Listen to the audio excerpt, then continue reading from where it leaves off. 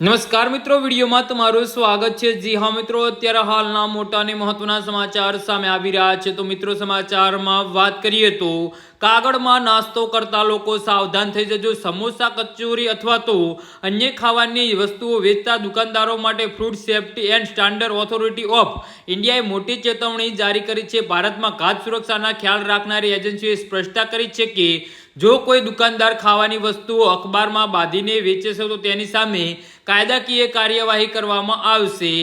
FSI તરફથી જારી કરવામાં આવેલા આદેશમાં જાણવામાં આવ્યું છે કે ખાવાની વસ્તુઓમાં અખબારનો ઉપયોગ તાત્કાલિક બંધ કરવો પડશે, કારણ કે તેનાથી આરોગ્યને ગંભીર નુકસાન થાય છે। સોશિયલ મીડિયા સાઇટ એક્સ પર લખેલ એક પોસ્ટમાં એજન્સીએ ચેતવણી આપી છે કે અખબારના પ્રિન્ટિંગમાં ઉપયોગમાં લેવામાં આવતી શાહી શિશુ અન્ય ધાતુઓનો ઉપયોગ કરવામાં આવે છે।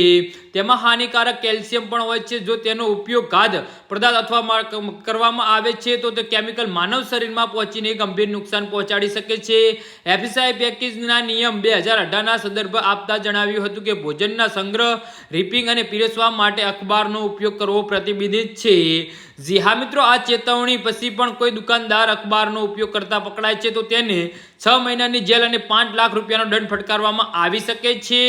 જી હા મિત્રો, તો આના વિશે તમારું શું કહેવું છે તો નીચે અમારી કમેન્ટ બોક્સમાં જરૂરથી જણાવજો અને અમારી યુટ્યુબ ચેનલને સબસ્ક્રાઇબ કરવાની ભૂલતા નહીં। ધન્યવાદ।